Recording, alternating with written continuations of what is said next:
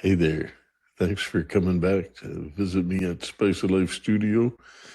One thing I've been meaning to talk to you about, and we're going to devote episode 3 to this, is wine and cannabis. You know, they're parallel universe that I have a fair bit of experience in both realms, and there's so much overlap and so much to be learned and shared in either direction that I thought it warranted a discussion of its own.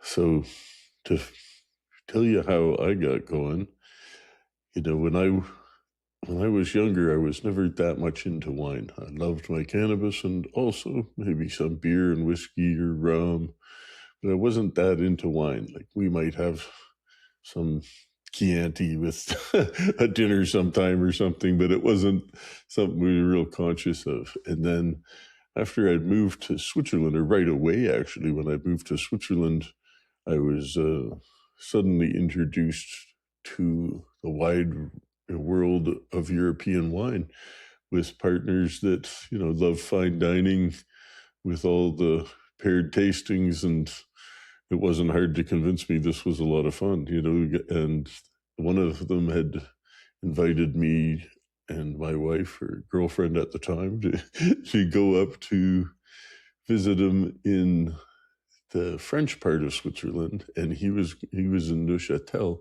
and he was going to drive us over to Burgundy for a weekend.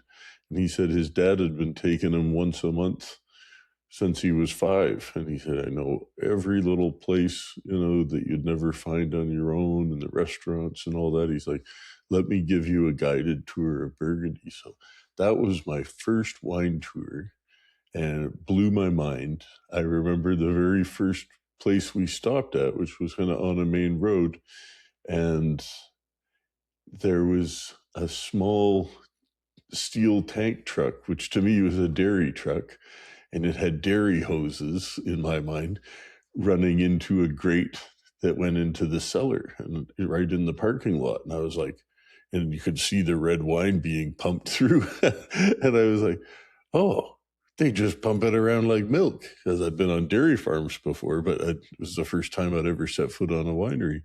So I remember being just stunned because I didn't know what to expect. Hadn't given it any thought. I thought people were still stomping on grapes and wooden lugars or whatever. I had no idea. So we walked into that wine shop, and it was a co-op of a number of wines and growers around the area, and it was amazing. They had, in the tasting room, they had a pillar, quite a few pillars in this tasting room that all had a little bar, built around just like a shelf sticking out from the pillar. And then they had a description of the wine in 4 languages, and then all these pre-poured tasting glasses, which I later recognized to be like the ISO standard tasting glasses. They're kind of a narrow little thing, and it was just a self-guided tour. So you could walk in that room, walk around to the different pillars, read the story, taste the wine. And I thought that was just great. And then you could walk down through the cellar where they had the dustier, older bottles and that. And, I didn't know what I was looking at, and was amazed at all like the mold and stuff growing on the walls. And it's like, wow, these it's not, you think of a food place or a dairy or something, they're very clean, whereas this was obviously very cave-like.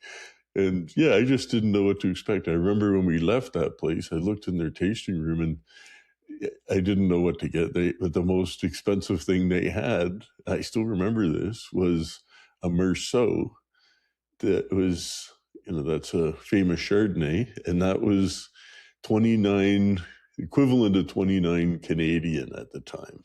So $30 Canadian. And I was like, well, that's not crazy for, the best wine in the house. I guess I'll get that.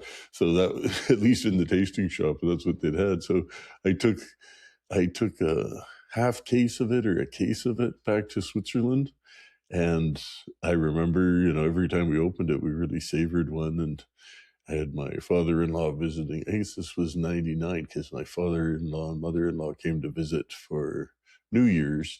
and they were super into wine and brought a bunch of old collectible wines. So they saw, oh, you guys are getting into wine, we'll start breaking out the good stuff. So anyway, it was fun to get into for cultivating and crafting of flavorful intoxicants with moderate health benefits, or in some cases with cannabis, extreme health benefits. But either way, I just saw it really as a parallel universe. And then when I was back in Switzerland, in some of the places I was growing, a couple of them, there were vineyards for neighbors. And I remember like just having headaches with thieves coming to try and steal our weed. And I'm thinking, I bet nobody fucks with those vineyards. I would love to plant some weed in the vineyard. Nobody would be looking for it probably. Anyway, it had crossed my mind, let's say. And we got into, the local wines. We were living in Ticino in Switzerland, and the only thing they grow there, like 99% of the vineyard space, is devoted to Merlot. Somebody saw it work and everybody else planted it. So a lot of the little restaurants, the grottos, they don't even bottle the wine. They just keep it in the tank, but they serve their own wine with the food. And there's no wine list. This is our Merlot. It goes great with our food, and it's 20 francs a jug. You get maybe a 1 liter jug is 20 francs at every place. It was basically the same price at all the grottos. And you start judging the grottos not just on their food, but on their wine, because why not? So it was really just kind of hand in hand with, be working in the herb all day and, have to go out for dinner and have some wine, somewhere hash, and hang out drinking wine and smoking hash. They just go hand in hand. And it's funny because a lot of my ganja geek friends, not a lot, but certain ones are definitely non-drinkers, and that's fine. And some of my cork dork buddies, some of them don't smoke weed, but some of them do. And it's kind of neither here nor there. Some like both, some like one or the other. I'm sure some like neither. But for me, it's a beautiful thing to appreciate them both and to recognize the transferable knowledge between them. So that goes right from cultivation all the way through to processing or curing and aging. There's the interesting thing with cannabis particularly is it has significantly more volatile aromatic compounds. You can really, dive deep into layers and layers in cannabis. I think is in the thousands for the volatiles, whereas with wine, I think it's maybe 200. So wine is far less complex aromatically, but still, has the potential to be delightful. The cultivating side of it, you can kind of get a picture sometime of deficit irrigation. So much studies have gone into wine where they haven't touched cannabis yet. So, and with deficit irrigation, I did some tests, and I also did it with oregano and some other plants. And certainly the stuff that you grew with unlimited water lacked the intensity of the deficit crowd. It was interesting. And with wine grapes, people aren't, well, there's lots of people, but for the winemakers, they're generally concerned about quality, and they don't want an overcropped vineyard because an overcropped vineyard has more dilute flavors. And if they're watered a lot or harvested right after rain, you get what are called water berries. And those grapes are swollen up and they're a little more translucent. But if you tested the bricks on those, they would be, much more diluted than the more concentrated grapes that haven't been pumped full of water. Anyway, it's not exactly the same, but it bears in mind to keep this, to check it. And I did one deficit comparison in Switzerland, actually, last or second last year, I can't remember. It was out behind the greenhouses, and I'd planted some blockhead in the greenhouses, and I had a section of blockhead. And when I finished planting it that day, I had one clone left over in the tray. It was like, one clone left over. So I just went out, 50 feet behind the greenhouse, kind of it was sort of perched over a ridge. So right at the edge of the ridge, I just went over there and stuck a shovel in the ground and stuck the clone in there with absolutely nothing, absolutely nothing, just clone in the dirt. And it was in a fairly fertile environment, in Ticino. It was down in Mendrisiotto. So it was getting enough rain, and it took off and it grew, but it was a much thinner plant than the one inside that was growing with full nutrition and had big, thick pop bottle buds. The one that was just growing on its own outside had much thinner buds, like they were the size of my thumb. The other ones were like pop cans. But boy, oh boy, when it came down to the end of the season and I rolled up a joint of it, and I thought, oh my, that tastes so smooth and so real. And it didn't have kind of the, let's say, mintiness of the fertilized one, because it had more, it faded from lack of nitrogen, it was just a pleasant smoke. It was really different. The yield was nothing like the ones inside, and I'm sure the potency wasn't drastically different. They were both hit pretty much the same. But that one that was grown with nothing outside, just lean and dry, it really just had a better character, a better texture of smoke.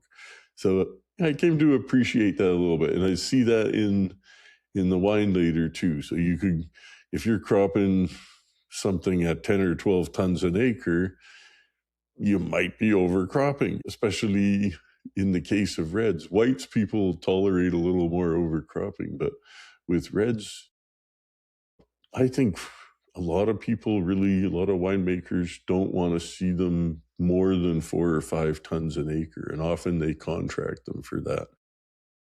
So that they're saying, we're paying you by the acre, telling the grower, drop the fruit, drop the excess, the secondary or clusters and stuff like that. Don't try and just get every pound you can. We'll pay you to clean it up and give us high quality fruit. And some of those growers will say, well, I can crop my stuff heavier. They'll never know. And then they sell the extra tons to somebody else in the sly. So there's all kinds of, dirty tricks going on. But the lowest yields I've heard of in a vineyard, and the wine was absolutely intense. This is wine I've tried.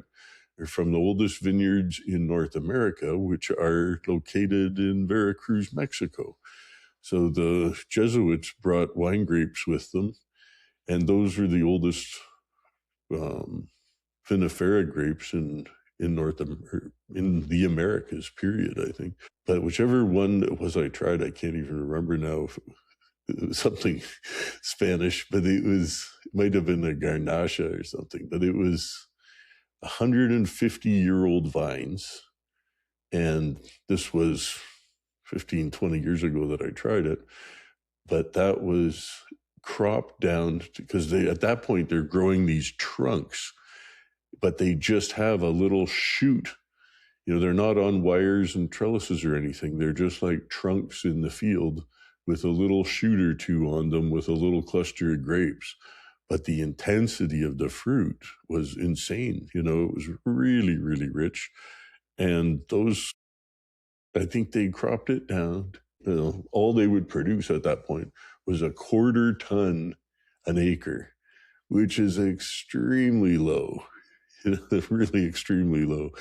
And my apologies to my metric friends. So I'm not talking about hectoliters and whatnot in hectares, but either way, you get the idea. But with cannabis, you're still looking to grow a quality product, which is where it starts. If you don't grow it well, it's not going to be great later, no matter what you do. So if it's wine, if your grapes come in at 100 points, then all you can do is try and maintain that. You're going to lose points every time you cut corners or, don't do something right. So you could start with 100 and end up with a 75. It just, the best you can hope to do is maintain what you start with. You can't make it better than what grew in the first place.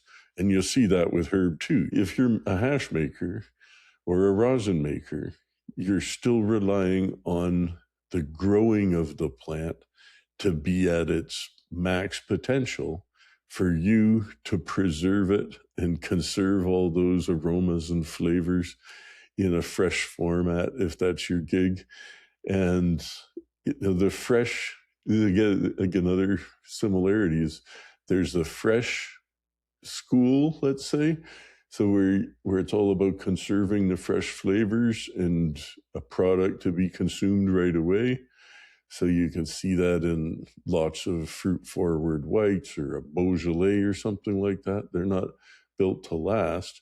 Whereas other wines, it's built to get better with age. And you think of some nice hash that, it's not in fashion with the youngsters these days, but boy, you can have hash that's aged for years that's fabulous. It just gets better for a few years, And I had serious experience with that from a friend.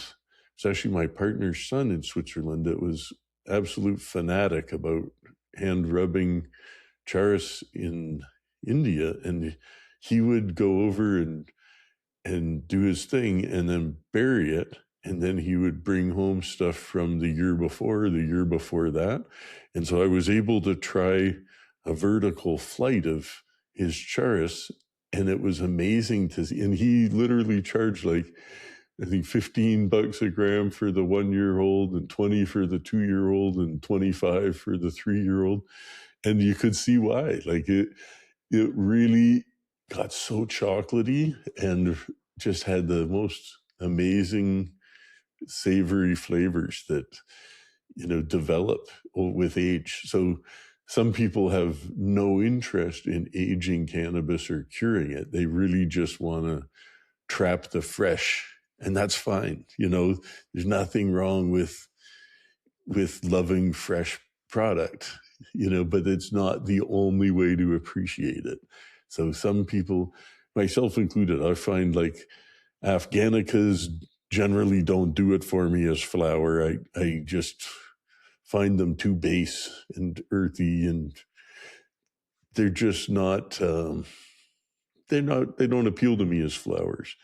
But the hash of them I find really nice, but even not the fresher hash. I still find it often smells like sous-bois, another wine term, forest floor. You get that mulching leaves smell like boxwoods. When I walk by boxwoods, I hate that smell. So that smell you get in coming out of a lot of Afghanica stuff. But boy, when you sift that hash and let it cure airtight for time, long term, it becomes something else. It's peppery. It loses the characters I don't like about it, and it develops characters I love. And there's really no substitute for those. They're really something else. And to me, that'll always be highly praised and always be respected. Like I know lots of people even today, if you start burning some of that, they're going, "What are you smoking? That smells like delicious hash." And they just like, we never smelled that, they just used to smelling lots of the latest herbs, and it just stands out in the crowd. So that's fun, but it's just because the taste is so different. And also the effect is so different because, THC oxidizes to CBN, and, it doesn't all oxidize to CBN, but some of it will. And as it does that, it drops from being a racy high to having a more soothing and relaxing effect. So I think, that's a nice thing too. A lot of people They don't need to be wound up. They're not looking to get an anxiety-inducing, heart-racing stone. They want to chill out. They want to relax. They want their muscles to relax, and they want a good night's sleep. And hey, maybe I'm just getting old, but I can really appreciate the difference. I like having some nice, fresh, zippy get up and go stuff too. Don't get me wrong. That's, there's a time and a place for all of it. But I'm not, just into one type of cannabis. I like to run the gamut from genetics to processing. There's so many ways to deal with it, just as with wine. And as with wine, the site selection with, what plants you're putting there make or break it. If you're growing in a field, particularly, obviously less important indoors or in a highly controlled greenhouse, you can set the parameters you want. But if you're farming, you're in a field, that's beyond the horticultural paradigm. And there's really something about field grown that can be really special, or just straight up outdoor, let's say. It can be special. It's not to say all outdoor is the bomb. It's not. But to me, the best I've ever had has always been outdoor. I've had great indoor. I've grown great indoor.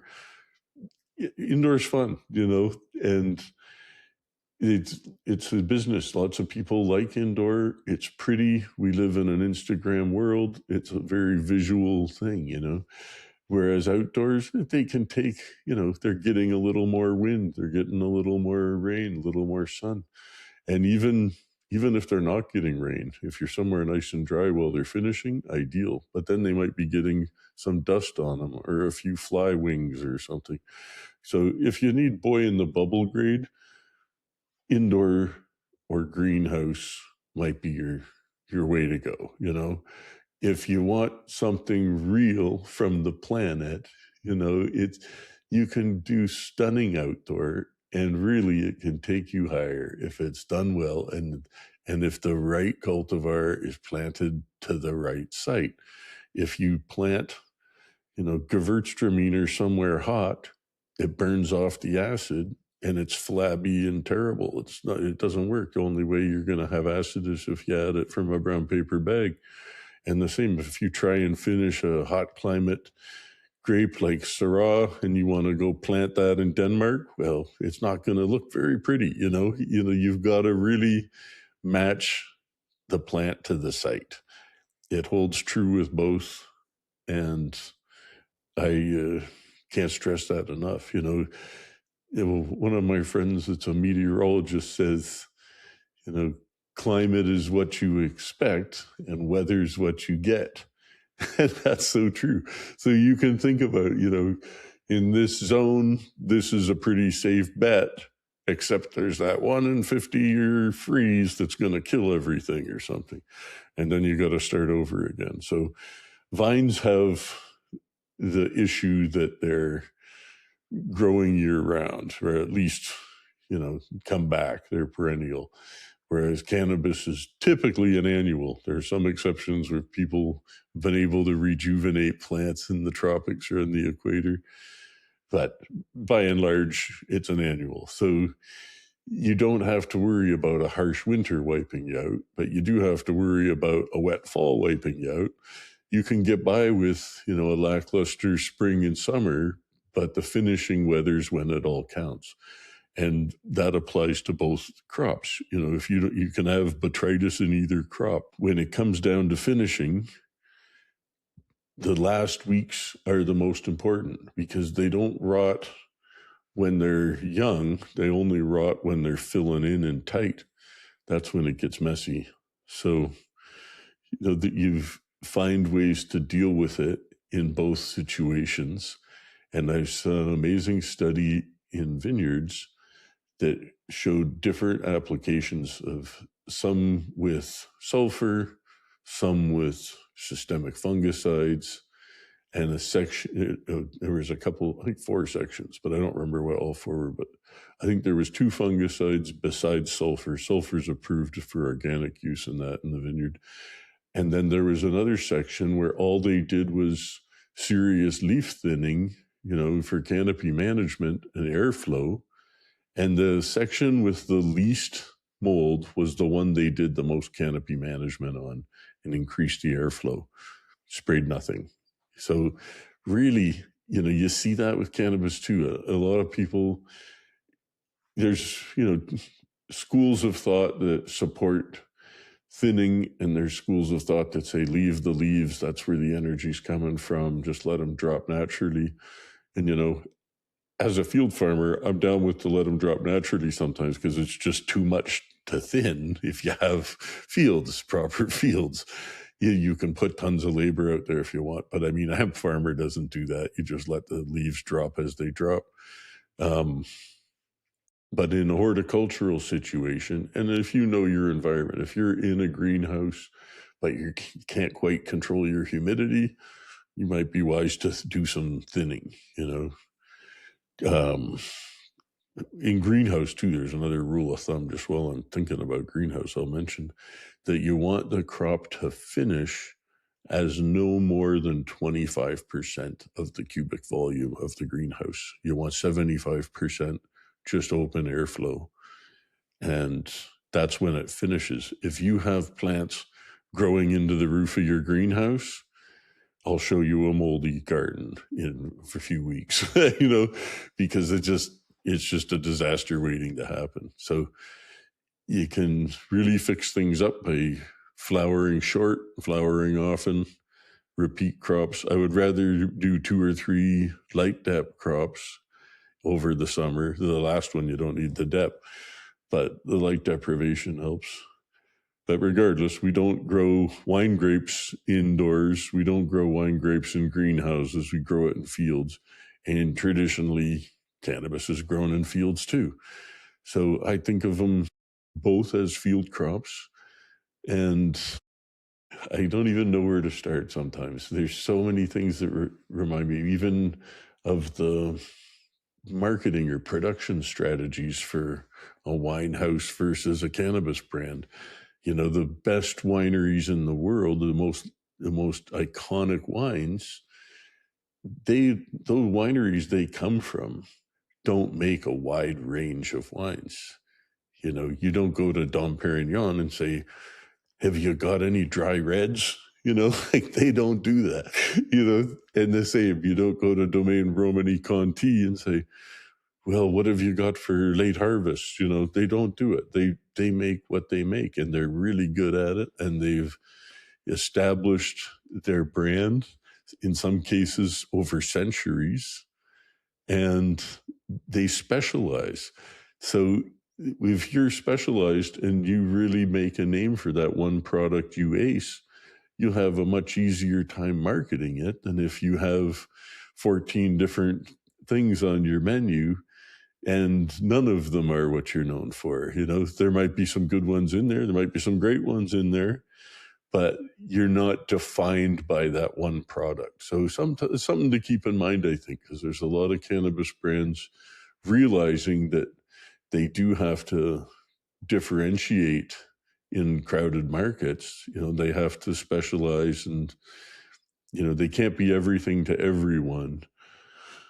In some ways that's tempting, because I think, and especially if you're hosting, if you have a farm gate situation, again, whether it's wine or cannabis, if you have that farm gate situation, if people showed up and all you've got's one flavor, it's kind of boring. It might be what you're good at, might be what you're known for, but surely you can,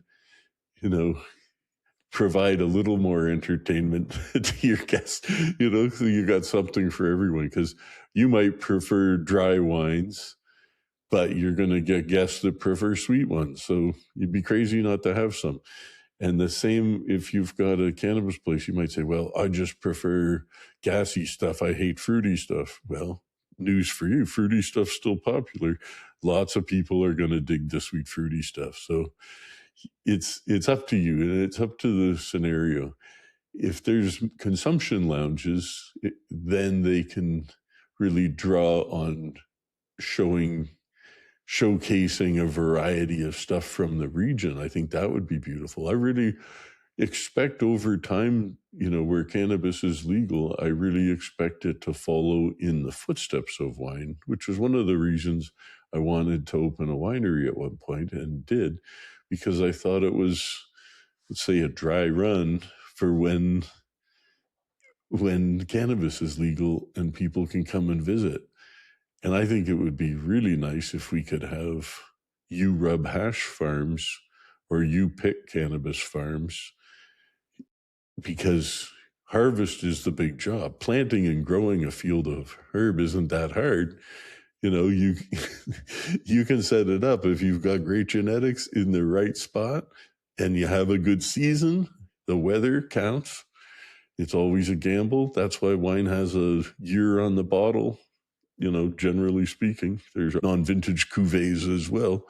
And there's a place for that too, because you can achieve a blend that's consistent, much like, Marlboros or something. They don't put, oh, this is a 2025 pack on the box. They're, blending years to try and keep a consistent profile is what people expect of them. Cannabis there'll be brands of cannabis that are like that too, where they strive more for consistency than for annual variation, because consistency is the holy grail of any manufacturing. If you're not consistent, your customers, they're not going to be thrilled if it's a surprise every time they open your product and it's different.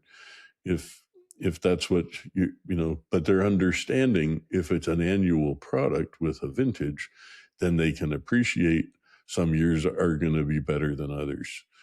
So, and they're just different too, because it might be a different manager was running on that farm that year. There might be a few changes happening. We might have switched fertilizers or what knows, but every year, you're going to have an understandably different product. So that's fine. It's just be aware. So cellaring and aging stuff, it's not all going to age gracefully. And it's a shame when you keep stuff till it's gone bad. And, we've done that with jars of herb for sure, where I've kept some that stayed sticky a long time, but some I let get stale. And it's apparent when you take them out and you're like, oh, that's a little stale when you go to try it. But sometimes I can roll up an 8-year-old bud and I think, I'm glad I saved it. It's not the same as it was 8 years ago. And very few people have any interest in doing that. But it's a different character. It's almost like the cigar version of it. I don't know. I know there's people that just think that's revolting. And so maybe to you it is. To me it's interesting. And I enjoy that. But I've certainly kept bottles of wine past their prime too. And I think, I absolutely loved that for 15 years. I should have finished it last year because now it's starting to slide. So, but on the other hand, I've been really pleased with some of the wines that I did build to last that are, over 20 years old now. I started making wine in 2004. And I've got 2004 reds still that blow my mind, but I'm just down to a couple bottles of them. But I wouldn't trade them for anything because I remember eating the grapes of them. I remember those wines so good, I can't get enjoyment from bottles the same, that I didn't make, let's say. But, I had, some ups and downs with wine. It was not everyone was awesome, but the ones that were awesome were really awesome. And I also give a little nod to my Spice of Life background in my best dessert wines, which were ice wines. Certain ones that were really exceptional, I labeled them on the back and the front Sweet Tooth series. So some of those Sweet Tooth series were really exceptional wines. And one from the first year was a Pinot Blanc. Incidentally, I remember sharing with TJ Short in Vancouver that '04 Pinot Blanc, and he said that was the tastiest thing he ever put in his mouth. I had a good chuckle because he put some tasty things in his mouth, that man. Anyway, he was not alone in that. The top wine reviewer in BC, Gismondi, on January 1st every year, he publishes wines of the year in the Vancouver papers, top 10 BC wines of the year. And that year I was wine number one, or that '04 Pinot Blanc Sweet Tooth was number one wine of the year in BC in his rankings. So that felt really good. And I thought, oh, well, this really isn't that hard, but I was beginner's luck, you know? And then 2 years later, I made a Pinot Blanc again and a Pinot Gris. And the Pinot Gris I did in 200% new French oak, which was highly unusual. And I'd also pressed at a very cold temperature, making it very concentrated. So it was like a wine concentrate. So when you're pressing ice wine, in Canada at least, you have to pick it and press it at least -8 degrees Celsius in continual time. I did those ones at -14. So the grapes are extremely hard when you put them in the press, and the water's trapped as ice crystals within the grape. And when you start to press it, it drips out like honey. Like it's really viscous, very, very thick. And it just takes forever. And you're outside. It's like working at a car wash at -14 Celsius. It's cold.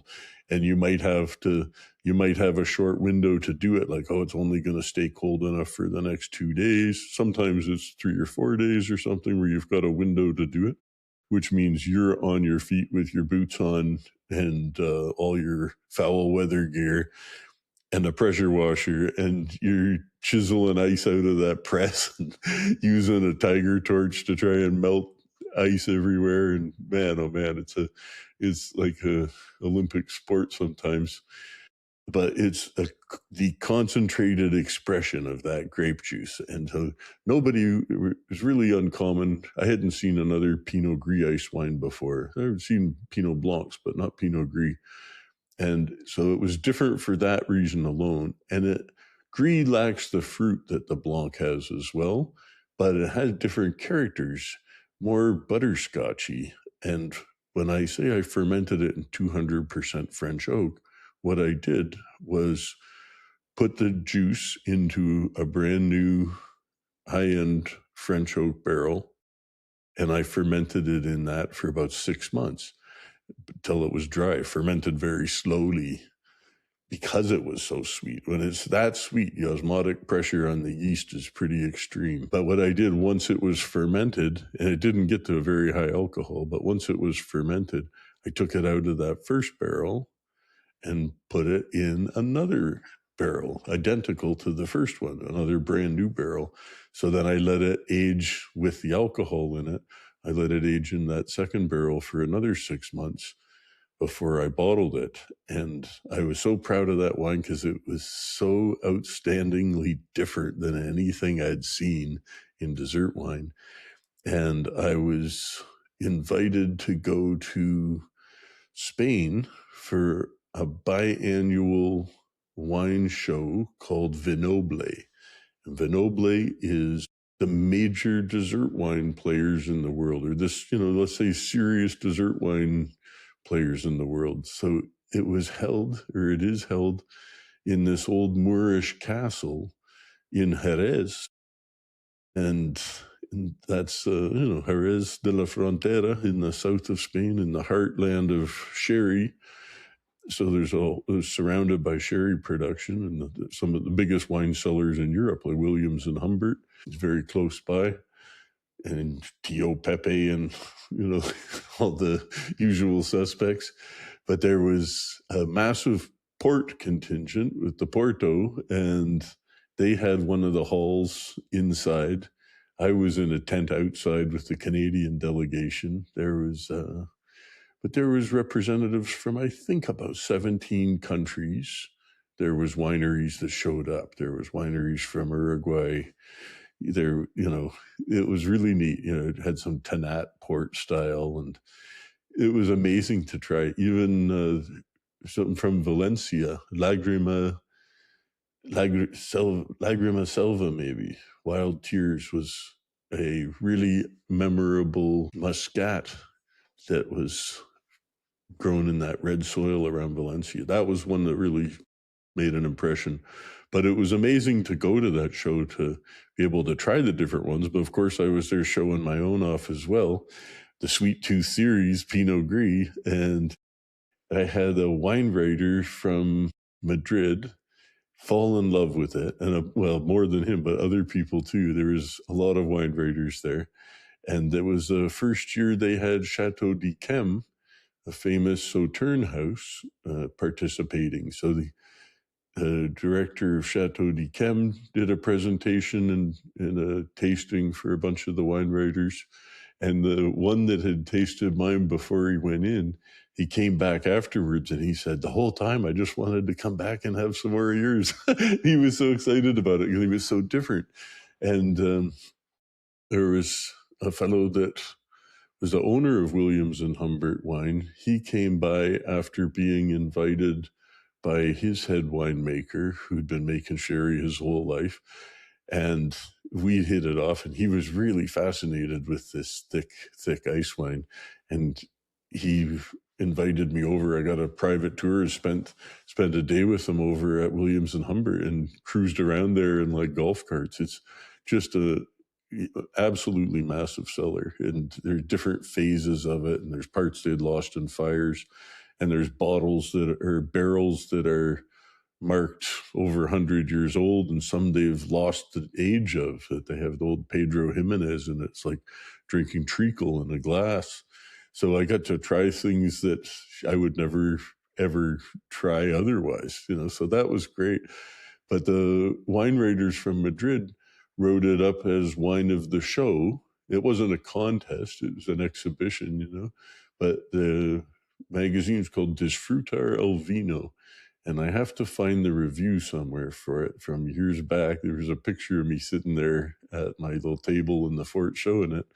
And it was in May, and there was the jacaranda trees, I believe, were all the purple blooms everywhere. It was just beautiful in this old, fortress or castle or whatever you want to call it. But they wrote it up, Disfrutar el Vino. They wrote it up as wine of the show, and all three sommelier editors signed off on it as 100-point wine. So, the best of my knowledge, that was the first and maybe only time Canadian wines ranked 100 in international publication, as far as I know. And it was fun just to see it make waves, because it was really different.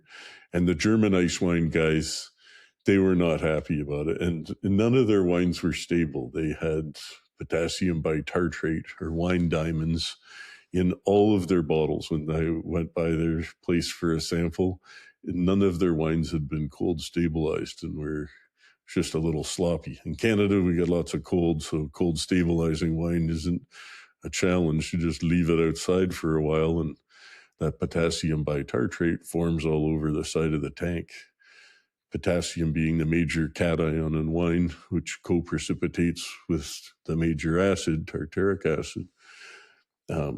It's harmless. It's cream of tartar. That's where they get cream of tartar from, is they harvest it from wine tanks. But it takes me to another thing about wine to cannabis, was when I started making wine, I realized, I was making hash for people on the side just because I'd moved back to Canada and I wasn't growing yet, but I had bubble bags and whatnot. So I told any local friends and their grower friends, say, if you want me to make the hash, I'll make the hash and give you back half of it and keep me in smoke. So I was always spinning some hash and making it. But then as I started to learn about winery equipment, now what are we doing? We're filtering sediment out of liquid. That's making water hash too, right? It's very, very applicable. And obviously the science and scale of wine has gone a lot further. They're not doing this in 5-gallon buckets or in garbage pails or even when I started making bubble in Switzerland or ice water hash, the first batches I ran over there were in 1,000-liter tanks. There's no videos of me doing it, and I wasn't posting it because it was illegal. Growing wasn't illegal. Making hash was. So there was no taking credit for washing tanks back then. It was just fine to have it, you know? But when I see the slope tanks and mixing tanks and the pumps that can be used and the lees filters, there's lots of types of lees filters. So obviously like DE plates aren't going to be great for making hash, whereas a lees press, you know, you've got all these plates it can cake up on. So I started just seeing all this caked lees as that should be resin. I remember showing some friends that were into the hash making scene at the time, guys that still sell hash making equipment. But I showed them, look, this is how you could scale it. And still, I haven't seen anybody really do it yet with larger scale water operations that I've seen. And there's some really nice ones out there, but they haven't hit the peak filtration, I would say. And as far as that goes, as far as water hash goes, the next hurdle for it, I think, or the next level will be the people that are using cross flow filters to do it. So it's not that you can't do it running it into bags and stuff. It's just still, you know, not as flash as it could be, let's say. So I started hiring a cross flow truck. It was a Paul unit, PALL. They make this cross flow filtration stuff. And they would come by with the engineer and set up. And the machine itself that was, you know, in a 40-foot trailer, that machine was maybe $700,000. But, you know, I never would buy it. I don't need to buy it. All I do is my winery small. I only need to 1 or 2 days a year. And that saves me 6 weeks of labor and throwing out pad filters or cartridges, all the other filter options you have, you know, is the most efficient way to filter was the cross flow filtration. And that, you know, I showed him the ice water hash and said, can we keep this cold enough that it's not sticky? Can we run product through that wouldn't gum it up? And he's like, absolutely, absolutely. So we never got around to trying it, but, you know, I sat down with the engineer that runs them and I'm like, we could do this, couldn't we? He's like, yeah, just, you know, let me know when. But at the time I was making wine, not growing fields of wheat at that time. So there was no, you know, buckets of hash to test in it. But I know that it's going to look real sharp. Whoever the first hash producer is using the cross flow filtration, I think they win the coolest water hash setup. You know, I'm still partial to dry hash, but I like them both. Yeah, I love them both. Really, if they're done well. But I feel like they're kind of leapfrogging technologies where, you know, dry sift fell out of favor when water hash got big, and there wasn't really a lot of people putting effort into advancing it, but a few were. And I think, you know, they're not done advancing it. So I think in the future, like, sure, we can vacuum out the fine dust. You can knock it around to help get the dust off while it's frozen and not sticky. And you can use static to separate, whether you're using diodes or just old-fashioned, you know, static from plastic or rubber or another thing, you know. And I'm going to talk more about that in another episode. But the filtering, you know, filtration science is very applicable to winemaking, and filtration science is very applicable to hash making. So you can see a lot of benefit from jacketed tanks, from conical tanks, from sight glasses, you know, the clover leaf fittings, you know, the dairy clamps, and all, you know, I've showed the people that are selling them. I said, why are, you know, you could be doing this with hash, you know, and sure enough, eventually they were. So it just made sense. Like you don't have to reinvent all this equipment. Most of it's already been done, so it's not a question of reinventing the wheel. It's, for dry sift, look to flour mills. And I've spoken with particle separation engineers that sell flour mill equipment or mining equipment. And there's so many different ways to spin it, whether, centrifuges, there's so many ways to separate. So you can use centrifuge to clean up wine if you want. There's lots of available tech, and it's still improving. There's always advances in both fields, and I think they often apply both ways. The sensory evaluation, it's a given. Like, sensory evaluation is a science unto itself, and sure, your taste is subjective. Your taste is yours alone. That's cool. Nobody can take that away from you. But we can start to agree on descriptive terms, and using protocols for sampling, and particularly blind tasting or double blind tasting. There's been so much more of that in wine than in cannabis, whereas cannabis is kind of playing catch up in that regard, And even when I studied sensory evaluation here in the Valley at the college, and I used to go down to tasting booths where the VQA panels were testing wine, and they would be you're basically in a black closet with a red light, and then there's a little window hatch at the desk in front of you. So you're sitting in this little cubicle, and somebody opens the little slide and puts a tray of glasses in front of you, and they're black glasses. So with a red light in that room, you cannot visually see what the color is of the wine in the glass. So you don't think it's a light red or it's a heavy red. You don't know if it's white or red.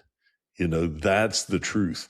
Now you're smelling and tasting, because your eyes aren't, setting you up for something. Your eyes will set you up to think this wine's certain way because it's darker, because it's lighter, or because, the color's crystal clear or a little bit more honeyed or whatever. So you start to, your eyes are the first things that see something. So when you can't see it, now you're tasting it blind. And if you don't know even what groups you're tasting, now you're double blind, so if it's not blind tasted, it's why bother? It's just a popularity contest, If you're blind tasting it, you can't even number stuff sequentially because that'll give you favoritism towards number one or letter A. So in the book I had from school for sensory evaluation, there was a section of randomized 4-digit numbers. And none of them would be 1, 2, 3, 4 or anything. There was all these numbers and pages and pages of them. So you could just go and grab a little sampling so that the numbers weren't going to influence people when they sat down to try their 10 samples. The numbers were really random and you couldn't really go, oh, this was my favorite number. They were just too random. It was, and there's other things too that, in sensory evaluation, which would be, an episode unto itself. We could really go into sensory evaluation, but to smell yourself is one way to reset your nose, or to smell coffee. Somebody might have some other suggestions, but you're trying to reset your nose between samples so you don't get that fatigue. And the same when you're tasting a lot, you can get the palate fatigue too. I mean, I've sat down to judge wine competitions in blind tasting, and if you get stuck in one of the categories that's most popular, where there's the most entries, like it might be Pinot Gris or Merlot, and maybe Syrahs, they got 15 entries, but Merlot, they've got 120 entries. So you got to sit there, and you might taste for 2 hours and get a 20-minute break, and then another 2 hours. And so you're trying to smell them, taste them, spit them, and evaluate them with a score sheet. And that takes a while, so you've got to kind of learn to go with your first impressions. There's an amazing wine wheels, which I remember DJ Short made a cannabis version of a aroma wheel or flavor wheel. Haven't seen anything about it in a long time, but they're very useful to help people, I think, with bringing forth that organoleptic memory. So your organoleptic memory is your memory of senses, where you remember smells or you remember the taste of something, and you say, oh, yeah, I can taste the blackberry in that because I remember what blackberry tastes like. And some people kind of lack the organoleptic memory, and they don't have the same recall. And if you tell them, hey, does this smell like blackberry? They're like, oh, yeah, that's what it smells like. Not everybody has the same recall factor that way. So, you can train your palate to a degree, but you also have to just have a bit of innate ability. I think that some people just lack, and whether it's a blessing or a curse remains to be seen, because I have a pretty good nose, but I find that it's painful when there's bad smells around. I feel like I suffer more because of it. I maybe geek out and go right into things that smell fantastic, whether that's a narrow leaf flower or a beautiful red burgundy. I can stick there with my nose in it for ages, just enjoying the aromas coming off it.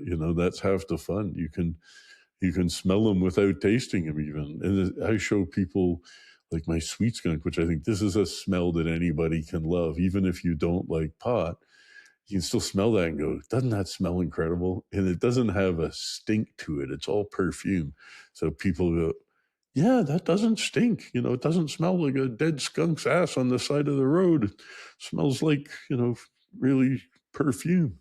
And it helps open their eyes to it. So you can enjoy cannabis aromatically without consuming it. It should be planted in people's gardens just decoratively and for the aromas it gives off. There's pleasant weed like that would appeal to people, to anybody that just as a walk by and, oh, that smells nice. That's a beautiful thing. So I think the normalization of cannabis is so important, so that we do start just seeing it in public gardens. I mean, why isn't there Canadian cannabis growing in the national gardens? They should be celebrating it and let people walk by and smell it. Who cares? It's not like, it's going to hurt anybody. It's just crazy. But, at one point wine was illegal, and that alone was crazy. But do you think the wine was, suffering? Yeah, it wasn't. The good wine wasn't getting through. There wasn't a world of choice. And now that, in Canada, at least, where prohibition is, dropped somewhat in cannabis, it's at least legal in some degrees, but it's not legal to bring in flavors from around the world. So you can't say, well, this is from a co-op in Nepal and this one's from a Moroccan village co-op. And, there's a whole world of cannabis aromas and flavors and effects out there. And it deserves to be everywhere, and it gives everybody a crack at it. I think, there's peace in trade, and we can celebrate the cannabis of the world the same we celebrate the wines of the world. So if you told those politicians in Ottawa that they couldn't drink Australian wine or French wine or Italian wine or Argentina wine, they would think that's just crazy. All I can drink is Niagara wine or BC, and that would really limit the choices in the shop, So sure, Canada can grow enough for itself, wine or flower, it doesn't matter. Canada can make all it needs, but to diversify and have all the flavors from everywhere is that much more civilized. It's that much more interesting. And it's that much better for the overall worldwide cannabis community. So I think they should all have the opportunity to get their product into the shops. Just having local product, I'm not saying don't have it, but it's, you're leaving so much off the flavor charts. It's not cool. So whatever. You can grow Nepalese genetics here and make temple balls. It's not the same. Don't kid yourself.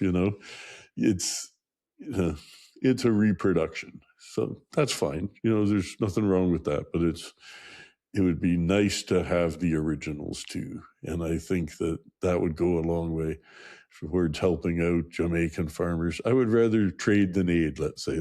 Why don't we buy direct from the farmers in all these countries? Make their governments, an offer. Do you want us to buy from your farmers? Yes or no? You got to stop locking them up. We'll start buying some herbs from them. Everybody's happy. It's just more flavor. And, there's no reason that you can't have it very affordable. Doesn't need to have these exorbitant taxes. When I was making wine for 15 years, there was no excise tax on domestically produced wine. But for domestically produced cannabis, there's a punitive excise tax, which guarantees that cannabis cannot be sold for less than the price of a pack of cigarettes. So 21-gram cigarettes or 21-gram joints. The minimum excise tax on that flower in Canada is $1 a joint, $1 a gram. It's a minimum, or 10% of the value, whichever is more. So before you even put in anything for the product or the packaging or anything, it's already $20 a pack. It's nuts. There's no reason that it couldn't be the same or less. And it doesn't have to be absolute fire for the lowest price. A lot of people are happy smoking very basic herb that they can smoke more of because maybe they want to quit smoking cigarettes and they think, I could smoke that, mild Jamaican herb all day long. It's only 10% THC, so I don't get too fried to work and blah, blah, blah. Okay, except we're going to gouge out of it on taxes.